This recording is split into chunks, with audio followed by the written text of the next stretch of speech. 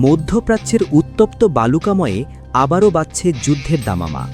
একদিকে ভঙ্গুর যুদ্ধবিরতি, অন্যদিকে পর্দার আড়ালে চলছে এক বিশাল ভূরাজনৈতিক চাল। মার্কিন যুক্তরাষ্ট্র ও ইসরায়েলের বিরুদ্ধে ইরানের ছায়াযুদ্ধে এবার কি সরাসরি প্রবেশ করছে আরেক পরাশক্তি? মার্কিন গোয়েন্দা রিপোর্ট বলছে, চীন গোপনে ইরানের হাতে তুলে দিচ্ছে এমন সব ভয়ঙ্কর অস্ত্র যা মার্কিন যুদ্ধবিমানগুলোকে মুহূর্তের মধ্যে মাটিতে নামিয়ে আনতে পারে। সত্যিই কি বেইজিং তেহরানকে সমরাস্ত্রে সজ্জিত করছে, নাকি এর পেছনে রয়েছে বিশ্ব বাণিজ্যের সবচেয়ে গুরুত্বপূর্ণ জলপথগুলোর একটির ওপর নিয়ন্ত্রণ প্রতিষ্ঠার লড়াই? স্বাগতম বিশ্বের লুকানো সত্য চ্যানেলে।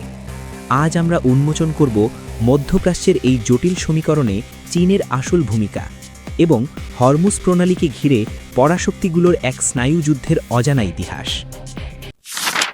সম্প্রতি মার্কিন গোয়েন্দা সংস্থাগুলোর একটি মূল্যায়নের ভিত্তিতে সিএনএন এক চাঞ্চল্যকর প্রতিবেদন প্রকাশ করেছে। প্রতিবেদনে দাবি করা হয়েছে, চীন হয়তো ইরানের জন্য সামরিক সরঞ্জামের একটি নতুন চালান প্রস্তুত করছে।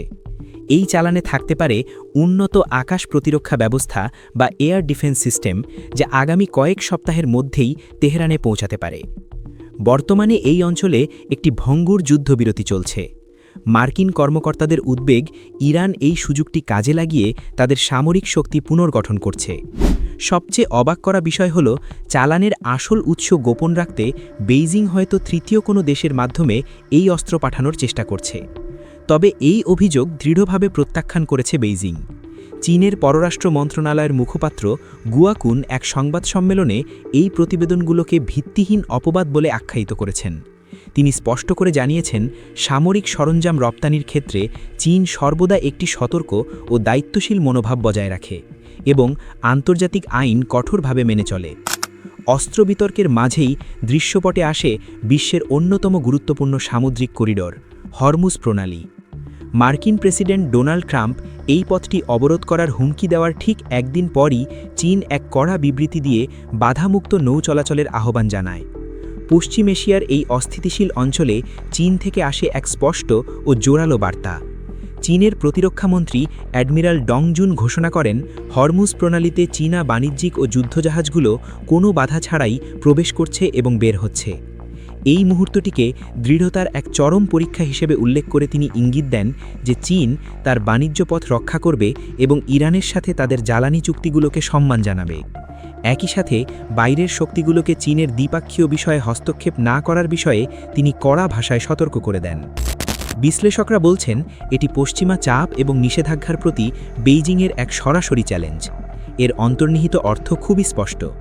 চীন ইরানের সাথে তার অংশীদারিত্বকে একটি সার্বভৌম সিদ্ধান্ত হিসেবে দেখে, বৃহত্তর শক্তির দ্বন্দ্বে দর কষাকষির কোনো ঘুঁটি হিসেবে নয়।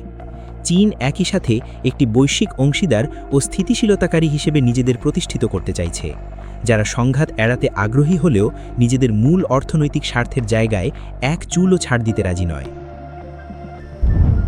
এখন সবচেয়ে বড় প্রশ্ন হল, চীন যদি আসলেই অস্ত্র দেয়, তবে ঠিক কী দেওয়ার পরিকল্পনা করছে তারা?